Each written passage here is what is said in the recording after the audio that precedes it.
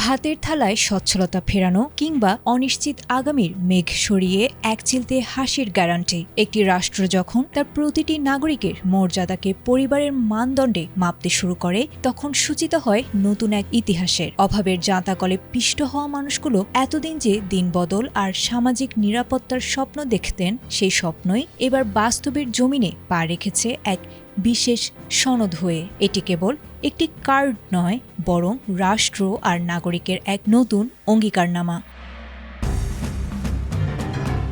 BNP সরকারের নির্বাচনী ইশতেহারের অন্যতম প্রধান প্রতিশ্রুতি ফ্যামিলি কার্ড কর্মসূচি অবশেষে আলোর মুখ দেখেছে।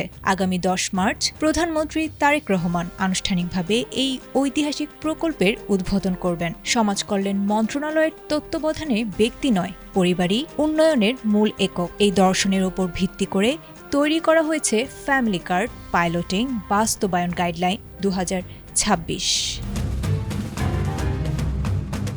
প্রাথমিক পর্যায়ে দেশের 14টি উপজেলার একটি করে ইউনিয়নে পরীক্ষামূলকভাবে বিতরণ করা হবে এই কার্ড। তবে এই সুবিধা সবার জন্য নয়। সমাজের প্রকৃত দুস্থ ও কর্মজীবী পরিবারকে অগ্রাধিকার দিতে প্রণয়ন করা হয়েছে এই কঠোর নীতিমালা।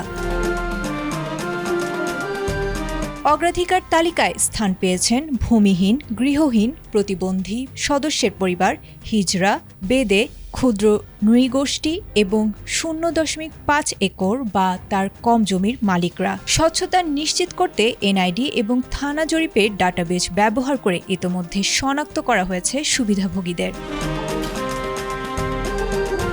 6টি বিশেষ শ্রেণীকে এই সুবিধার বাইরে রাখা হয়েছে। পরিবারের কেউ সরকারি চাকরিজীবী বা পেনশনভোগী হলে, বাড়িতে এসি বা বিলাসবহুল গাড়ি থাকলে এবং বাণিজ্যিক লাইসেন্স বা বড় ব্যবসা থাকলে তারা পাবেন না এই কার্ড।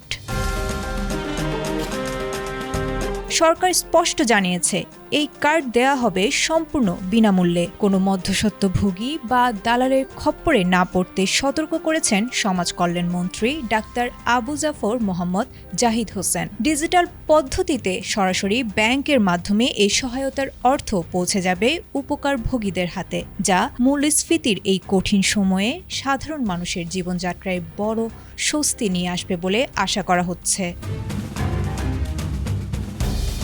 আয়েশা আক্তার, এটিএন বাংলা।